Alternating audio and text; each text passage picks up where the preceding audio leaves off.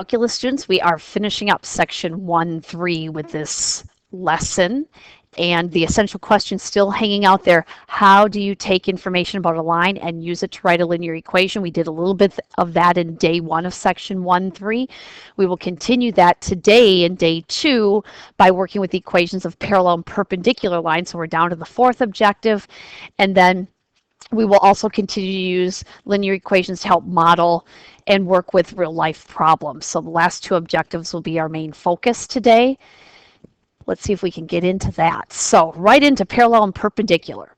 Slope can be used to decide whether 2 non-vertical lines in a plane are parallel, perpendicular, or neither. So keep in mind, if lines are going to be parallel, you know that their slopes are going to be equal. If lines are going to be perpendicular, then their slopes, and I always think this is kind of a goofy way of writing it, their slopes have to be opposite reciprocals. So if you like the word negative instead, but I like the word opposite. So opposite reciprocals are what you're dealing with if they're perpendicular.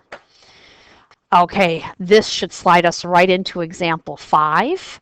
And in example 5, find the slope-intercept form. Darn it, they're making us do the work, not point-slope form. They want us to put them in slope-intercept form in the end, of the equations of the lines that pass through the point 2, -1, and are either parallel in part A or part B, perpendicular to the line 2x minus 3y equals 5. Okay, so if they're parallel or perpendicular to that linear equation, 2x minus 3y equals 5, we actually have to figure out what the slope of that line is and use that slope or the opposite reciprocal of that slope to help us with part A and part B. So let's go through the process of solving that equation for y. So we'll leave -3y on the left side, move the 2x over, divide all terms by -3.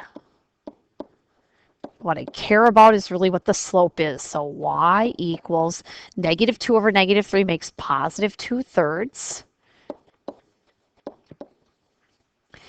So our m value that we're going to work with is 2/3. So part A.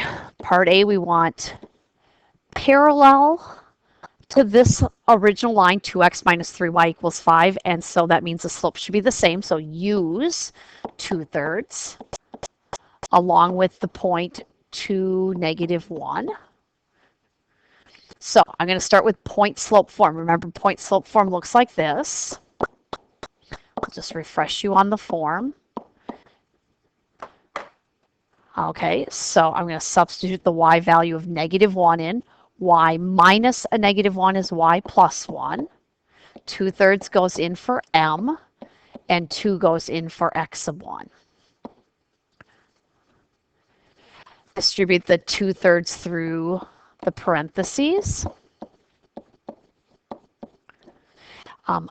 2 times 2/3, the 2 will get multiplied by the 2 in the numerator, so minus 4/3. And I'm so close to having it in slope-intercept form, I just need to move that plus 1 over to the right. Take 1 away from the -4/3.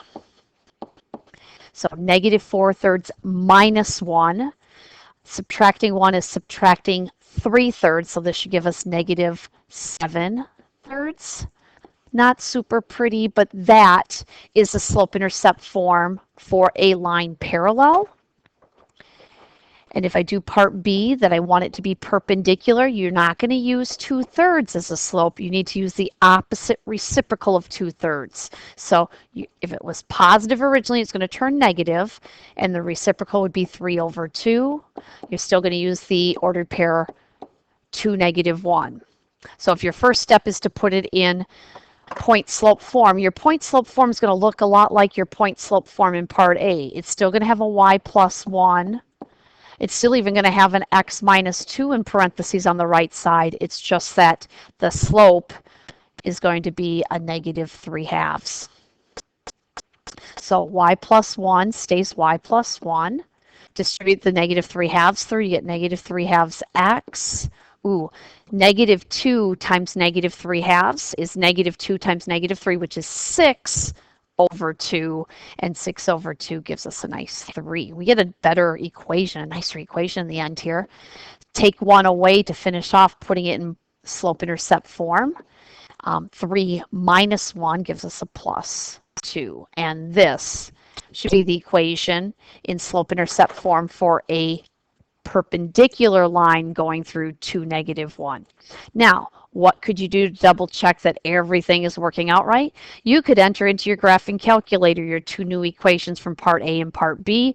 You can enter in the equation that you created when you rewrote 2x minus 3y equals 5 in slope-intercept form. Let's see if it looks like our equations on this slide. So here's our parallel. That looks like the equation I just came up with for parallel, and this is supposed to be the perpendicular. Sure looks like things are matching up, so I think we're good to go, and we've completed example 5 very well. Okay, let's keep moving along here. Most business expenses can be deducted the same year they occur. One exception to this is the cost of property that has a useful life of more than a single year, such as buildings or cars or equipment that you buy, even computers. Such costs must be depreciated over the useful life of the property. When the same amount is depreciated each year, the procedure is called linear depreciation or straight line depreciation. So if you take the same value away from the product or the item each year, that's your linear depreciation. So maybe it decreases by $200 in value each year or $7,000 in value each year. The book value is the difference between the original value and the total amount of depreciation. So the book value is what's the new value of the item at a certain given time, at what particular year. So when we look at our last example, this is example 6. It says your company has purchased a $12,000 machine that has a useful life of 8 years. The salvage value at the end of the 8 years is actually $2,000. So let's write a linear equation that describes the book value of the machine each year. So I want to know what value would be left on the machine over a given span of years. When I look at this, there is a time element and there's a price or value element, and the time, let's put it in as our X value. So when 0 years have gone by, when you just got done purchasing this item, we would consider it to be a time of 0. It has a value of $12,000. We also have 8 years later, when we're going to eliminate having this, has a salvage value of $2,000. So that's your data that we can use to get a slope. So let's take our second y value of 2,000, subtract the first y value of 12,000, and then take 8 minus 0. Change in y over change in x, so negative 10,000 over 8, and that brings us to negative $1,250. So this particular item is losing $1,250 per year in terms of value. So if I want a linear equation, it doesn't say the form, but there actually would be an easier form versus a harder form. You could do point slope form as well, but slope intercept form is actually pretty straightforward here because you just need the slope and the y-intercept. You actually have the y-intercept. That 0, 12,000 really does represent a y-intercept. So since you have the values, you might as well plug it in and use the easiest form possible. Y equals negative $1,250. X, you don't need to put a dollar sign on that. That probably would be a little goofy in an equation. And add on 12,000. And I think that's all they want. That should give you what the book value is for this particular machine at any given time between 0 and 8 years. Okay. Check that off, and let's see if that looks kind of like what we came up with there. Perfect. That's what the graph would look like, and you can even see that 0, 12,000 is definitely your y-intercept. Our equations match up. That's also good to see that everything's working. Summary-wise, you can take a look at what we've covered in section 1.3. Use that as a reference point if you need to refer back to examples or pages in the textbook. And then I really like the summary for the equations that you also have in your packet. The most common forms of linear equations, we've got the general form. Again, they write general form versus standard form. It's okay. We can work with either one. Vertical and horizontal line equations, point slope form, and slope intercept form. Those are all good forms to know and be able to work with. Make sure you know the difference between slope intercept form and point slope form. Day 2 of the assignment starts with number 50, goes through 90, so that group of problems. And we'll make sure you can see all of those. So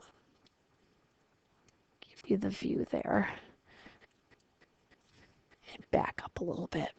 Okay. Guys, have a great day. Thanks for listening.